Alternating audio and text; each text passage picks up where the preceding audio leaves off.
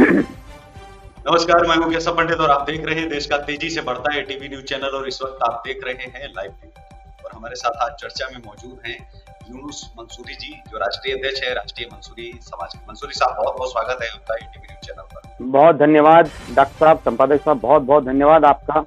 शुक्रिया अदा करता हूं एटीवी न्यूज का कि इस ज्वलंत मुद्दे को आपने उठाया और हमेशा आप इसी तरह से डेयरिंग दिखाते हैं, इसी तरह से जो है साहस दिखाते हैं ज्वलंत मुद्दों पर, जो कि जनता के लिए अदलो इंसाफ कायम करते हैं। ऐसे मुद्दों को आप लेके आते हैं, बहुत धन्यवाद आपका। जी, जो आज का विषय है वो यही है कि फिर सलाखों के पीछे जाएंगे बिल्किस के दोषी और सुप्रीम कोर्ट का जो फैसला आया है, लोगों को फिर से जो है सुप्रीम कोर्ट पर विश्वास हुआ है कि सुप्रीम कोर्ट अगर कोई हमारे साथ नहीं है लेकिन सुप्रीम कोर्ट हमारे साथ जरूर होगा।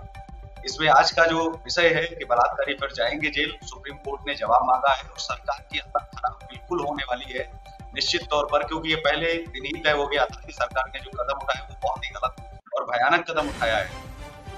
आज मैं बताऊंगा कि सुप्रीम कोर्ट ने किन विषयों को उठाया है और क्या जवाब जो है मांगा है और क्या कहा है, सुप्रीम कोर्ट का कहना क्या है। गुजरात सरकार ने जिस तरह की रिहाई का आदेश दिया हुआ दूसरे के अधिकार को हड़पने का मामला है, क्योंकि ये महाराष्ट्र का मामला था, तो इस मामले में गुजरात सरकार को पढ़ने की जरूरत नहीं थी, ये सुप्रीम कोर्ट का कहना है। दूसरा, अदालत ने कहा है कि अधिकार को हड़पने का मामला तब बनता जब किसी और अथॉरिटी की पावर को और कोई यूज करता। गुजरात सरकार का फैसला ऐसा ही एक उदाहरण है। इस मामले में सजा माफी का अधिकार महाराष्ट्र सरकार के पास था, लेकिन रिहाई का आदेश गुजरात सरकार ने दे दिया। वो कैसे? तो कानून क्या अलग है गुजरात सरकार के लिए? अगर ऐसा कानून में था ही नहीं तो गुजरात सरकार ने ऐसा क्यों किया? तो ये भी उनको जवाब देना पड़ेगा सुप्रीम कोर्ट को। और गलत तथ्यों को पेश करके एक दोषी ने सुप्रीम कोर्ट में याचिका दाखिल कर दी थी। इसी पर सुप्रीम कोर्ट ने गुजरात सरकार को सजा माफी पर विचार करने को कहा था। वह एक तरह का फ्रॉड था जो एक दोषी ने अदालत के साथ किया। और चौथा, जो सुप्रीम कोर्ट ने कहा है, क्या एक क्लासिक उदाहरण है कैसे इस अदालत के आदेश को नियमों का उल्लंघन करने के लिए इस्तेमाल किया गया। दोषियों को सरकार ने रिहा कर दिया जिसके पास यह अधिकार था ही नहीं। गुजरात सरकार का दोषियों को लेकर के रवैया विवादित था और साथ ही यही वजह है कि इस केस के ट्रायल को ही राज्य के बाहर ट्रांसफर करना पड़ा था। मतलब इतना भयानक ये मामला था कि गुजरात सरकार पर विश्वास ही नहीं था अदालत को, उन्होंने महाराष्ट्र सरकार को सौंप दिया था। तो जो उनके मामले में ही नहीं रहा तो गुजरात ने कैसे इसको जो है अपने अंडर में लेकर के और किस तरह से साजिश करके, एक तरह से अगर आप कहें कानून को तोड़ करके उनको बरी किया था। और ये बड़ा भयानक फैसला था, ये बहुत सारे लोगों का मानना था, देश का मानना था।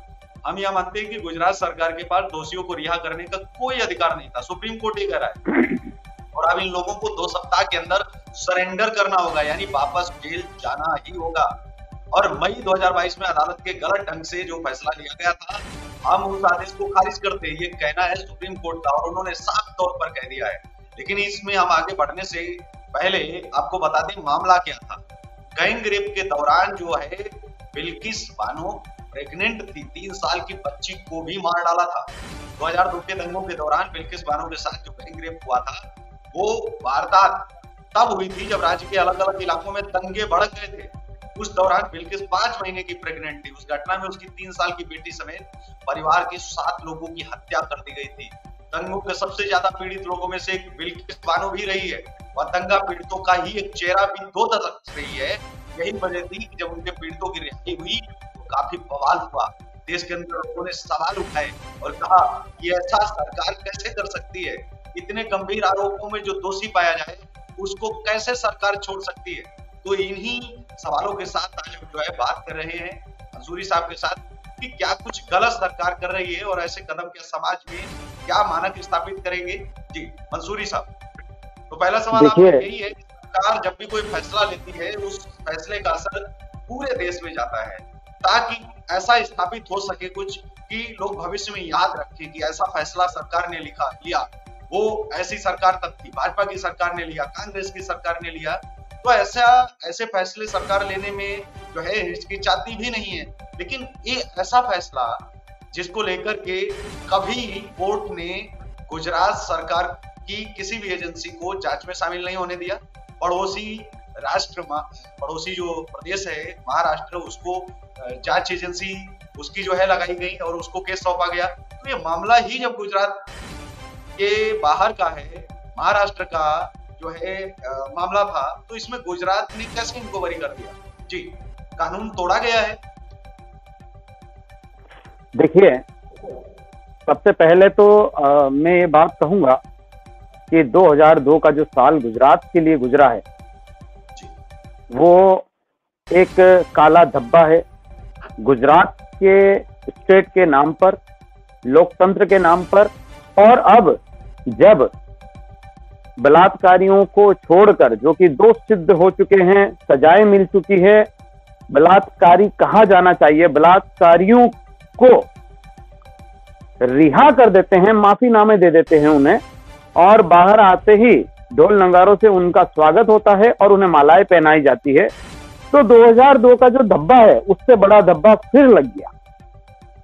न्याय प्रक्रिया को बहुत इम्पैक्ट किया गया, इसीलिए न्याय के लिए दर दर गुहार लगाई दूसरे सूबों में, दूसरे स्टेट में बिल्किस बानो ने।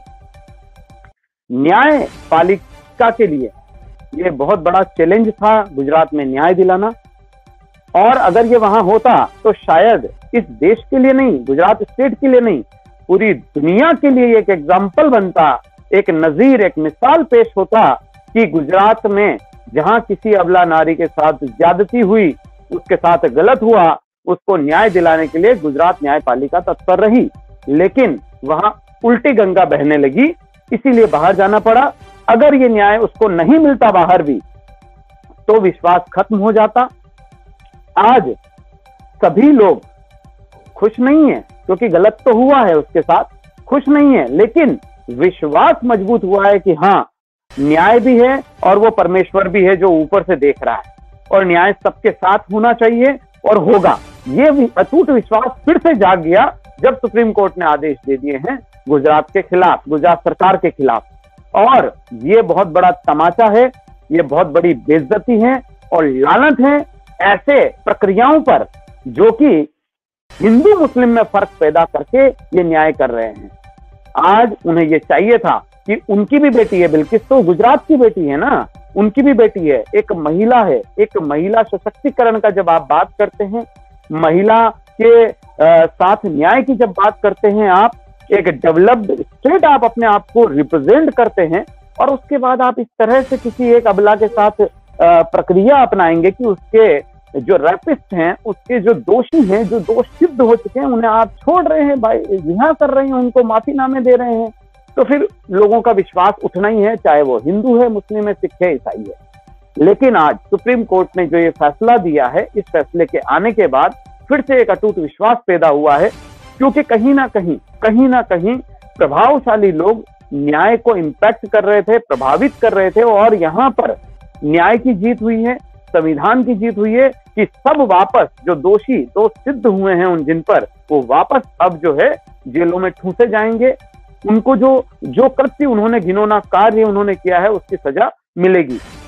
जहां पर गुनाह है वहां कोई धर्म नहीं है, और उसे उसी तरीके से, उसी नजर से देखना चाहिए, उसी दृष्टिकोण से देखना चाहिए, और वहां न्याय कायम करना चाहिए, बिना किसी धर्म, जाति, संप्रदाय और पंथ को देखते। जी केशव जी, और आपने बिल्कुल सही फरमाया कि न्याय हुआ है तो ये एक एग्जाम्पल सेट होगा। जी बिल्किस बानो पर जो सुप्रीम कोर्ट का फैसला है, इसके बाद भी ऐसा दावा किया जा रहा है सोशल मीडिया पर कि वो छूट सकते हैं बलात्कारी, और क्या कहते हैं नियम, इसको लेकर के भी हम अपने दर्शकों से साझा करेंगे और आपको भी बताएंगे कि देखिए, अगर वो छूट सकते हैं या वो गिरफ्तार हो सकते हैं, सारा कुछ न्याय प्रक्रिया का हिस्सा है। और मैं ये इसमें हर हिंदुस्तानी, हर भारतवासी विश्वास करता है कि न्याय प्रक्रिया बहुत ही पारदर्शिता के साथ चल रही है और चलेगी आगे भी। वहां पर कोर्ट से आदेश नहीं आया था, वहां पर सरकार ने माफीनामा दिया था, कोर्ट ने नहीं दिया उन्हें सरकार ने माफीनामा दिया, कोर्ट ने तो उन्हें सजाएं दी थी। कि सरकार तो माफीनामा दे सकती है, आदेश था, लेकिन महाराष्ट्र, लेकिन जब फैसले रोडों पर हो जाएंगे या किसी ऑफिस में बैठकर हो जाएंगे, तो क्यों ये लॉयर्स को पढ़ाई जाती है, क्यों न्यायाधीशों को ट्रेनिंग दी जाती है? अगर यही फैसले जो है बाहर होने लगेंगे गलियों में, तो वहां पर न्यायालय भी तो है हमारे लिए न्याय देने के लिए, तो हमें जो है न्यायालय का दरवाजा खटखटाना चाहिए उस वक्त में। लेकिन जो सुप्रीम कोर्ट का कहना है वो ये कहना है कि फैसला तो दे सकती थी सरकार, लेकिन गुजरात की नहीं, महाराष्ट्र की सरकार, जहां पर प्रक्रिया चल रही है, जहां न्याय प्रक्रिया चल रही है, उसे ये फैसला लेना था। आज अगर बात करते हैं कि चलिए वहां भी वही सरकार है जो वहां पर सरकार है और वो छूट सकते हैं, तो फिर भी न्याय सबसे बड़ा है, संविधान सबसे बड़ा है, न्यायालय सबसे बड़ा है, न्यायपालिका सबसे बड़ी है और संविधान सबसे बड़ा है। तो वहां पर दरवाजा फिर खटखटाया जाएगा, ऐसा नहीं है। देखिए हम ये भी मानते हैं ना, बुजुर्गों से ये सुना है कि ऊपर वाले की लाठी में आवाज नहीं होती है और न्याय बिल्कुल होता ही होता है। एक दिन तो न्याय का वहां भी आएगा, यहाँ नहीं है तो कोई बात नहीं, लेकिन वहां तो आएगा ना। तो ये वहीं का न्याय चल रहा है। अब जो चल रहा है ये वहां का न्याय चल रहा है, अब यहाँ का नहीं चल रहा है। क्योंकि जब सब कुछ बरी हो, सब कुछ रिहा हो चुके, खुशियां मन चुकी, इस तरीके से उनका अभिवादन, स्वागत और अभिनंदन हो रहा है कि जैसे वो 4 धाम की यात्रा करके आ रहे हों, किसी अबला नारी की इज्जत को तार तार करके आ रहे हों। ऐसा लग रहा था कि वो किसी धाम की यात्रा करके आ रहे हों और उन्हें जो है स्वागत की तैयारियां और स्वागत किए जा रहे थे, उनको मालाएं पहना करके, ढोल नगारे बजा करके, उनके पूजा आरती कर करके। तो ये मेरे भारत की सभ्यता संस्कृति नहीं है। वसुधैव कुटुंबकम है, हम तो मोहब्बत करने वाले लोग हैं, हम विश्व गुरु हैं। हम लोगों को एग्जाम्पल सेट करते हैं पूरी दुनिया को कि देखिए न्याय होता है यहाँ पर।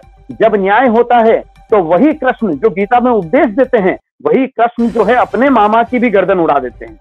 जब न्याय होता है तो वही जो रावण, जो प्रखंड विद्वान कहलाता है, उसको जो है श्री राम जो है कि उसकी ठिकाने पे लगा देते हैं, उसको उसकी मृत्यु शैया पे पहुंचाते हैं। और फिर भी देखिए मेरे भारत की सभ्यता संस्कृति कि श्री राम ही लक्ष्मण जी को बोलते हैं कि जाइए उससे ज्ञान प्राप्त कीजिए, क्योंकि वो ज्ञानी है और वो अब जो ज्ञान देगा वो शाश्वत ज्ञान होगा। और फिर लक्ष्मण जी को भी भेजते हैं। देखिए मेरे भारत की सभ्यता संस्कृति ये कहती है, मेरे भारत की सभ्यता संस्कृति ये नहीं कहती है कि एक बलात्कारी का आप जो है स्वागत कीजिए, एक बलात्कारी के पक्ष में आप तिरंगा यात्राएं निकालिए, एक बलात्कारी के लिए आप पक्ष में खड़े हो जाइए। नहीं, कभी नहीं। मेरे भारत के अगर वेद पुराण भी उठा के देखेंगे और वहां की दंड प्रक्रिया भी देखेंगे तो वो भी ये इजाजत नहीं देती है। तो यहाँ पर जो है इनको ये सोचना चाहिए था कि हम सब, वो लोग भी जिसके साथ अन्याय हुआ है, वो लेडी भी, वो महिला भी भारतवासी है, गुजरात वासी है, और ये लोग जो थे ये लोग भी गुजराती हैं, भारतवासी हैं। लेकिन कहीं भेदभाव नहीं होना चाहिए था न्याय प्रक्रिया में। गुजरात सरकार ने जो किया वो वाकई में एक धब्बा है, न्याय के लिए भी और लोकतंत्र के लिए भी। और ये राज्य जब बनाए गए हैं, जब ये राज्य बनाए गए हैं, सबकी संरक्षा, सुरक्षा, स्वास्थ्य और हर चीज के लिए बनाए गए हैं कि उनकी सबकी जिम्मेदारी, जो प्रजा वहां रह रही है उसकी जिम्मेदारी उनकी है। लेकिन जब राजा ही रक्षक ही भक्षक बन जाए तब वहां पर जो है अन्याय शुरू होता है। अन्याय जब शुरू होता है तो वहां पर परमेश्वर अपना जो है दिखाता है, और वो उसने आज यही दिखाया है। परमेश्वर ने कहा कि देखो मेरा न्याय सबसे बड़ा है, और उसने, परमेश्वर ने ही वो न्याय करके दिखाया है सबके सामने। जी पंडित जी। बिल्कुल, निश्चित तौर पर जो आपने कहा है वो सही बात है कि रावण जो है, वो भी रावण ने तो केवल उठाया था, तो इतना बड़ा जो है दंड मिला कि आज तक वो उसका दंड का भुगतान नहीं कर सका। और उसका जिसने साथ दिया, केवल उसका तो कोई दोष भी नहीं था, इतना भी बड़ा दोष नहीं था। उसने तो केवल माता सीता का अपहरण किया था, वो भी तैस में आकर के, गुस्से में आकर के।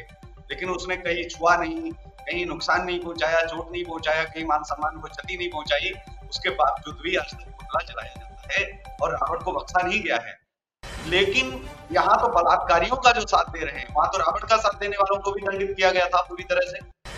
यहाँ तो बलात्कारियों का साथ दे रहे हैं। शर्म नहीं जरा सी आई? क्या डर नहीं लगा कि समाज में हमें अपने बच्चों को, अपनी पीढ़ियों को जवाब देना पड़ेगा कि हिस्ट्री में आपने क्या कर दिया, क्या आपने किया? ऐसा भी काम करने की क्या जरूरत थी? इतने भी महत्वपूर्ण कौन से लोग हैं इनको भारत रत्न देना था? जेल से निकाल करके इनको भारत रत्न देना है, और ये बहुत महत्वपूर्ण लोग हैं, इनके ऊपर इससे ये अपराध बहुत छोटा है, इसको आप हटा दीजिए। तो क्या राम की छवि को ऐसा नुकसान नहीं पहुंचाने की कोशिश की गई? लेकिन साथ ही अब हम जो बात कर रहे थे कि दर्शकों को हम ये भी बताएंगे कि क्या इनके पास जो है तरीके हो सकते हैं, लेकिन उसके बावजूद भी कोर्ट क्या कहता है इस पर। बिल्किस बानो मामले में सुप्रीम कोर्ट ने अपना फैसला सुना दिया है। कोर्ट ने गुजरात सरकार के रिहाई के आदेश को रद्द करते हुए सभी दोषियों को दोबारा जेल भेजने का आदेश सुना दिया है, और उन्होंने कहा है कि तत्काल जो है ये जो आदेश है वो रद्द किया जाता है और इनको जेल भेजिए। 1 सप्ताह के अंदर जेल उनको जो है अब फिर दोबारा ठूसा जाएगा। बिल्किस बानो मामले में सुप्रीम कोर्ट ने अपना फैसला सुना दिया है। कोर्ट ने गुजरात सरकार के रिहाई के आदेश को रद्द कर दिया, सभी दोषियों को दोबारा जेल भेजने का आदेश सुना दिया है। और इस दौरान कोर्ट ने कुछ अहम टिप्पणियां की हैं। कहा है कि गुजरात सरकार के पास अधिकारी नहीं था वो दोषियों को रिहा कर सके। कोर्ट ने भी कहा कि महिलाओं को सम्मान मिलना चाहिए। ये बात केवल बिल्किस बानो की नहीं थी, ये पूरे महिला समाज की बात है और सभी स्त्रियों की बात है। ये देश वैसे ही महिलाओं की पूजा करता है, देवियों को पूजता है। सभी दोषियों को अब 2 हफ्ते के अंदर जेल में खुद को सरेंडर करना होगा। हालांकि इस फैसले के बाद भी दोषियों के पास कुछ विकल्प बचे हैं। पहला विकल्प तो यही है कि सभी 11 दोषी सुप्रीम कोर्ट के इस फैसले पर पुनर्विचार याचिका दायर कर सकते हैं। दूसरा विकल्प यह है कि जेल में कुछ समय गुजारने के बाद दोषी फिर से रिमिशन के लिए अप्लाई कर सकते हैं। हालांकि इस बार रिमिशन के लिए उन्हें महाराष्ट्र सरकार से अपील करनी पड़ेगी, जो एक सही प्रक्रिया है कानून की। और भारत के संविधान का अनुच्छेद 137 सुप्रीम कोर्ट यह ताकत देता है कि वो अपने किसी भी पुराने फैसले पर पुनर्विचार भी कर सकता है। हो सकता है कि सुप्रीम कोर्ट दोबारा इस पर विचार करे। सुप्रीम कोर्ट के नियम कहते हैं कि उसके किसी भी फैसले के खिलाफ पुनर्विचार याचिका फैसला सुनाए जाने के 30 दिन के अंदर दायर होनी चाहिए। और यह पुनर्विचार याचिका उसी बेंच में दायर होनी चाहिए जिसने ये फैसला सुनाया है। अगर ऐसी कोई जानकारी या सबूत सामने आते हैं जो सुनवाई के दौरान याचिकाकर्ता के संज्ञान में नहीं थी, या फिर वो इसे कोर्ट के सामने पेश नहीं कर पाया, हालांकि यह कोर्ट के विवेक पर निर्भर करेगा कि वो इस जानकारी के पेश करने के लायक माने या नहीं। लेकिन साथ ही मंसूरी साहब ने जो सबसे बड़ा सवाल उठाया वो ये कि यहाँ भी तो सरकार जो है भाजपा की है और सरकार तो वहां भी भाजपा की है। अगर वही प्रक्रिया यहाँ गलत हो गई तो वहां सुधार लेंगे, अब तो सरकार उनकी है। तो भविष्य में ऐसा है, ये डर है कि ये दोबारा छूट सकते हैं या नहीं छूट सकते, तो सरकार पर निर्भर करता है। लेकिन जो कानूनी प्रक्रिया है उसका वो शायद फायदा उठा सकते हैं, लाभ उठा सकते हैं, और सरकार वहां भाजपा की है। ऐसा केवल ये अंदेशा नहीं है, साफ तौर पर ऐसा होगा ही, इसको भी जो है आशंका नहीं है। ये बिल्कुल कहीं ना कहीं धीरे धीरे सुनिश्चित इसको किया जाएगा। और फिर शायद 2 महीने, 4 महीने, 6 महीने, 8 महीने जैसे ही लोग भूलने की कोशिश करेंगे तो फिर पुनर्विचार याचिका दायर की जाएगी, फिर रिमिशन के लिए जो है रिट लगाई जाएगी, फिर उनको जो है बाहर आने के लिए जो है कहीं ना कहीं सरकार छोड़ सकती है समय से पहले। ये अंदेशा नहीं है, ये साफ तौर पर हम ये चर्चा भी कर रहे हैं कि शायद हमें फिर दोबारा ये क्लिप दिखानी पड़ेगी। हम चर्चा कर रहे थे और ये हमें जो है आशंका थी। फिर इस जो है फैसले को मुझे लगता है कि सुप्रीम कोर्ट को भी गलत साबित कर दिया जाएगा। जी मंसूरी साहब, क्या कुछ कहेंगे कि जो आपने आशंका जाहिर की थी वो अभी से चल रहा है, तो अधूरे सेना के बराबर हो गया। इसमें तो सरकार को दंडित नहीं किया जाना चाहिए, क्या नया कानून नहीं बना देना चाहिए कि सरकारों से ऐसे फैसले छीन लेने चाहिए?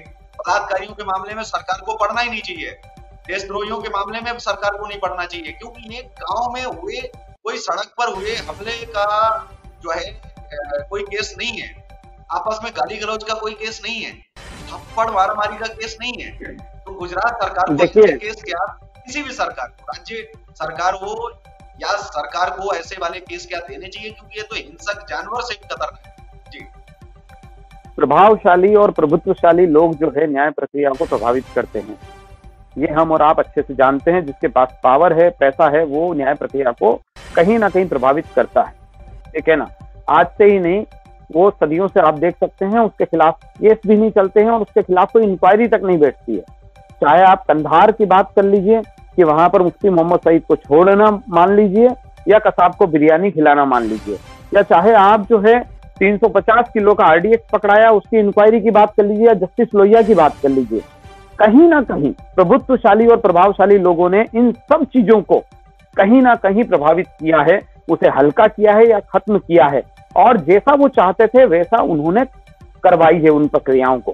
तो ऐसा शंका नहीं, ऐसा मुझे लगता है, ठीक है ना, कि अगर उनके लोग अगर न्याय प्रक्रिया में हस्तक्षेप करेंगे वहां भी तो शायद फिर से छूट भी सकते हैं। लेकिन अगर उनके बेटियां हैं, उनके बहुएं हैं, उनकी माएं जिंदा है, और अगर उनके घर में जो महिलाएं हैं उनका चेहरा देख करके बिल्किस बानो के हक में अगर फैसला करेंगे तो शायद वो न्यायोचित होगा। अगर उनका चेहरा नहीं देख करके करेंगे तो शायद वो गलत ही होगा, ठीक है ना। जो आज गुजरात सरकार ने किया है वही महाराष्ट्र सरकार कर देगी कल, और कल जो है 50 लोग और जो जेलों में सड़ रहे हैं वो भी कल अपनी अपनी अर्जियां लगा करके शुरू हो जाएंगे वो लोग भी, ठीक है ना। इतने बड़े बड़े रसूखदार हैं कि ये 5, 6, 7 आदमी तो कहीं अड़ते ही नहीं है उनके आगे। इतने बड़े बड़े रसूखदार बैठे हैं, इतने बड़े बड़े मंत्री बैठे हैं अंदर, जो कि दावेदारी दिखा रहे थे एक वक्त में मुख्यमंत्री बनने की और मंत्री बनने की, वो लोग आज बलात्कारों के केस में अंदर बैठे हुए हैं, वो कभी के छूट के बाहर आ जाएंगे फिर तो इनका हवाला दे देकर। तो इसलिए मेरा जहां तक मानना है निजी तौर पे कि जो गुनहगार हैं उन्हें सजा मिलनी चाहिए, उनके लिए कोई माफीनामा नहीं होना चाहिए, चाहे वो देशद्रोही हो, चाहे वो जो है बलात्कारी हो, उनको जो है सजाए मौत के अलावा कोई चीज होनी ही नहीं चाहिए। क्योंकि क्या होता है, जब हम न्याय में डिले करते हैं, देरी करते हैं, वो सबसे बड़ा गुनाह मानता हूं। क्योंकि न्याय में जो डिले होता है, देरी होती है, उससे अपराध बढ़ते हैं, अपराधियों के हौसले बढ़ते हैं। अगर आप न्याय प्रक्रिया को जो है शॉर्ट करेंगे, जल्दी करेंगे न्याय लोगों के साथ, ठीक है ना, तो वहां पर एक डर, एक खौफ कायम हो जाएगा। आज मान लीजिए आप आज बात करते हैं हम जहां पर शरीयत कानून लागू होता है, बलात्कार किया, साबित हुआ, 7 दिन के अंदर फांसी, उसको कहीं पे भी रिलैक्सेशन नहीं मिलता है। हमारे भारत में ऐसी न्याय प्रक्रिया बना दी कि वहां पर सरकारें ही छोड़ रही है इन लोगों को, और फिर उनको छोड़ने के बाद उनको मालाएं पहनाई जा रही है, उनके स्वागत किए जा रहे हैं। अरे वो कोई अच्छा काम करके निकले हैं, एक महिला के साथ गलत काम करके निकले हैं, उनको सबसे कठोर और कड़ी सजा मिलनी चाहिए थी, और कुछ लोग उनका भी स्वागत कर रहे हैं। अरे महिलाएं आपके घर में हैं, कल को कोई दूसरा ये ऐसा काम करेगा तो वो ये सोच के करेगा कि यार चलो ये ऐसा काम करते हैं ताकि जो है हमारा भी स्वागत होगा, हमें भी मालाएं पहनाई जाएगी, और माफीनामे तो मिल ही रहे हैं वैसे भी सरकारों से, माफीनामा ले लेंगे। तो ये सभी महिलाओं के साथ गलत होगा। ऐसा नहीं है कि ये सिर्फ और सिर्फ जो है उस एक अकेली इकलौती महिला के साथ गलत हो रहा है, ये सभी महिलाओं के साथ गलत होगा, उन सभी के साथ जिनके साथ गलत काम हो रहे हैं। तो केशव जी, मैं यहाँ पे ये जरूर कहना चाहूंगा कि यहाँ महाराष्ट्र में अगर ऐसा हो जाता है, हम आशंका जता रहे हैं, अगर ऐसा हो जाता है तो वो न्यायोचित नहीं होगा, दुर्भाग्यपूर्ण होगा, और महाराष्ट्र के लिए भी दुर्भाग्यपूर्ण होगा। क्योंकि दोष साबित हो चुके हैं, गवाह मौजूद हैं, सब कुछ ट्रांसपेरेंट है, पारदर्शी है। उसको देखते हुए कतई इन लोगों को, गुनाहगारों को सजा मिलनी चाहिए। लेकिन यहाँ पर बात ये आती है कि केवल हमें गैंग रेप ही नहीं देखना है, हमें ध्यान रखना है कि 7 लोगों की हत्या भी करने वाले यही लोग थे, आंखों के सामने, किसी एक महिला के आंखों के सामने उसके परिवार को एक दिन की बच्ची, एक दिन की बच्ची को और 3 साल की बच्ची को पत्थर पे पटक के मारा गया है, ठीक है।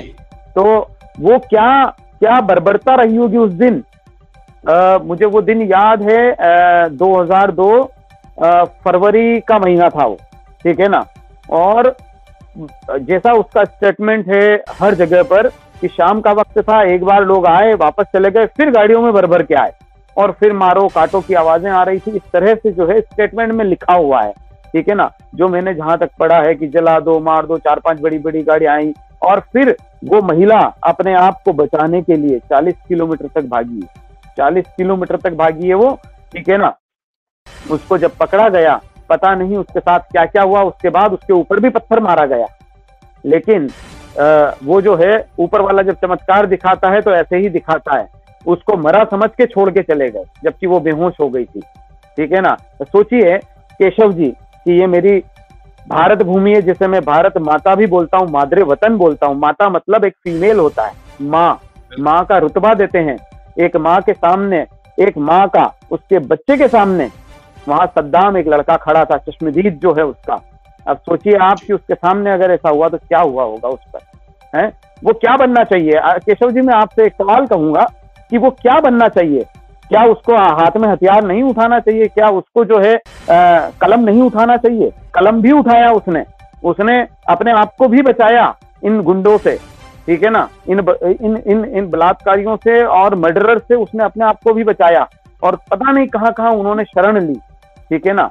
तो केशव जी, क्या उसे क्या करना चाहिए कि उसकी माँ का, उसके सामने उसकी माँ के साथ इतनी ज्यादतियां हो रही है, आपकी नजर में क्या होना चाहिए? उस बेटे को क्या करना चाहिए?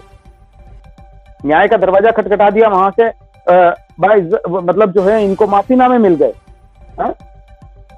तो यहाँ पर जब तक न्याय कायम नहीं होगा, अपराधी भी बढ़ते चले जाएंगे, क्राइम भी बढ़ते चले जाएंगे, उनके हौसले बढ़ते चले जाएंगे अपराधियों के। यहाँ पर न्याय कायम करना चाहिए, न्याय प्रक्रिया को सरल बनाना चाहिए और त्वरित बनाना चाहिए, ताकि इस तरह के हादसे न हो कि उनको माफीनामे मिलते चले जाएं।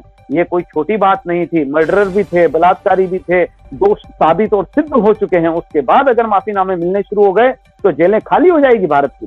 क्योंकि हमारे यहाँ की न्याय प्रक्रिया बड़ी लंबित न्याय प्रक्रिया है, ठीक है ना। इसीलिए मैं कहता हूँ कि एक बार बलात्कारियों पे मौत का कानून पास करके देख लीजिए।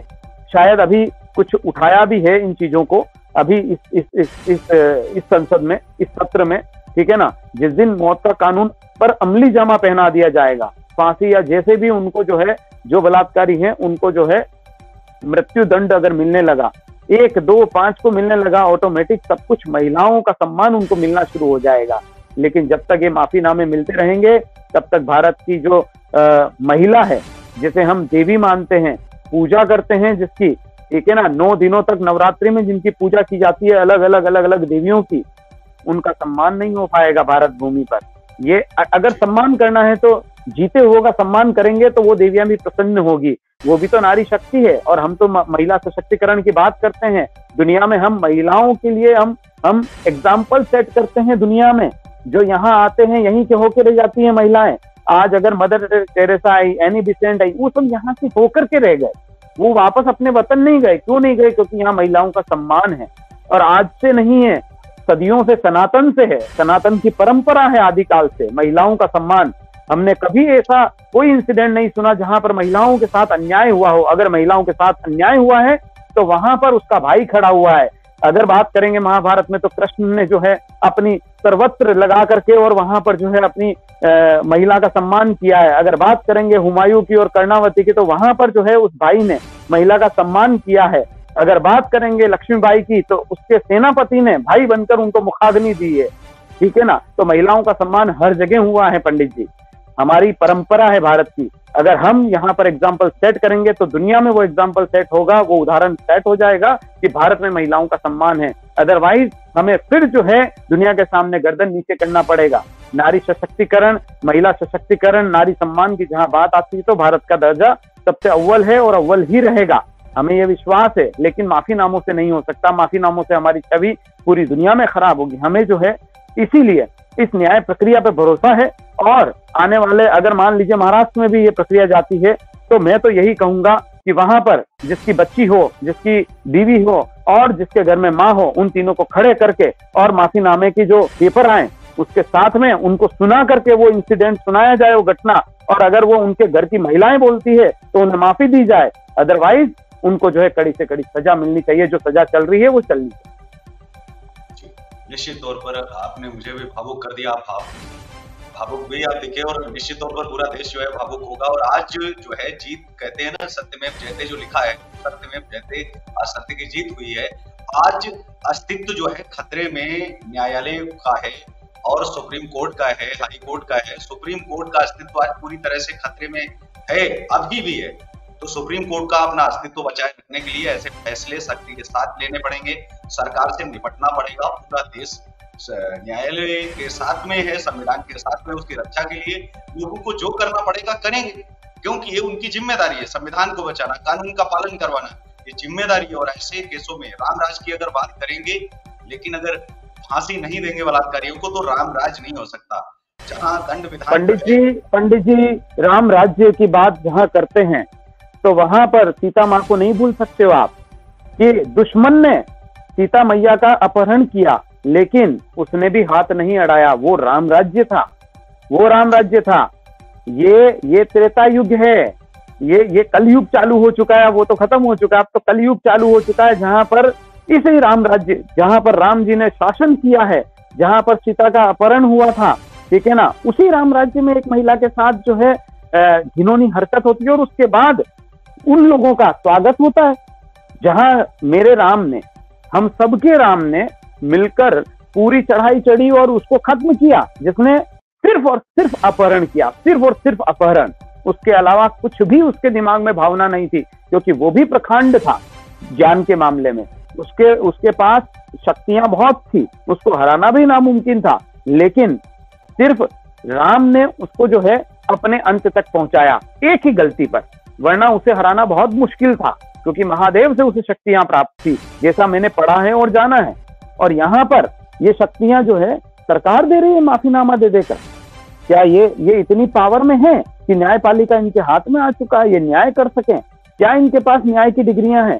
क्या इन्होंने अपने घर की महिलाओं से पूछा कि ये घटना हुई? उनको बताया जाता कि एक पार्ट उन्हें सुनाया जाता और फिर उनसे बोलते ना, उनकी महिलाएं अगर माफी दे देती तो मैं मानता हूं कि सबसे न्यायपूर्ण बात होती है। वहां जाने की जरूरत नहीं थी सरकार को कहीं पर भी। लेकिन शायद हिंदुस्तान की, भारत की एक भी महिला, मैं एक भी महिला की बात कर रहा हूं, कोई उसे माफी नहीं दे सकती। जिसके बच्चे होंगे, जिसके बेटियां होंगी, वो कभी माफी नहीं दे सकते हैं, क्योंकि उनको दर्द पता है। जिनके औलाद नहीं होती है, केशव जी, डॉक्टर साहब मैं आज मेंशन करूंगा इस चीज को भी, यहाँ कोट करिएगा कि जिसके औलाद नहीं होती ना, वो औलाद का दर्द नहीं जानते हैं। और जिसकी बीवी नहीं होती है, वो बीवी का दर्द नहीं जानता है। जिसके जो रिश्ते नहीं होते ना, वो उन रिश्तों का दर्द नहीं जानते हैं। और ज्यादातर लोग ऐसे ही बैठे हुए हैं, ठीक है ना, तो उन्हें दर्द नहीं पता है एक महिला उत्पीड़न और महिला के साथ ज्यादती का दर्द क्या होता है। वो सिर्फ वही दर्द वो महिला ही समझ सकती है, जिसके खानदान को खत्म कर दिया, जिसके बच्चों को, मासूम बच्चों को, जिन्होंने अभी दूध भी नहीं छोड़ा था, उनको पटक पटक के मार दिया गया। ऐसी चीजें जब हुई, जैसा मैंने स्टेटमेंट पढ़ा है, ठीक है ना, मैं कोई चश्मदीद नहीं हूं, मैंने पढ़ा है कि उन लोगों ने ऐसे बयानात दिए हैं, ठीक है ना। तो अगर ऐसा कुछ वहां हुआ है और अगर उसके बाद माफीनामा है, तो बेशक न्याय नहीं है, अन्याय है, पूर्ण रूप से अन्याय है, और जो नहीं होना चाहिए। बिल्कुल, हमने तमाम मुद्दों पर बात भी की और आशंकाएं भी जाहिर की, लेकिन साफ तौर पर यह देखा जा सकता है कि आज के दौर में सुप्रीम कोर्ट पर पुनः विश्वास जो है देश को हुआ है, और पूरी तरह से हुआ है। जहां बहुत सारे बुद्धिजीवी वर्गों के मन में ये सवाल था कि सुप्रीम कोर्ट क्यों आखिर दखल नहीं दे रहा है, क्यों आखिर बोल नहीं रहा है, क्या सुप्रीम कोर्ट को भी चुप कराया जा रहा है। लेकिन आज जिस तरह का फैसला आया है, वाकई काबिल तारीफ है। लग रहा है कि संविधान और कानून अभी भी जीवित है, जिंदा है, और जब तक सुप्रीम कोर्ट में ऐसे जज और ऐसे लोग रहेंगे, निश्चित तौर पर कहा जा सकता है कि कोई भी देश के अंदर कुछ भी गलत नहीं कर पाएगा। अगर गलत करेगा तो उसको गलती का खामियाजा भी भुगतना पड़ेगा।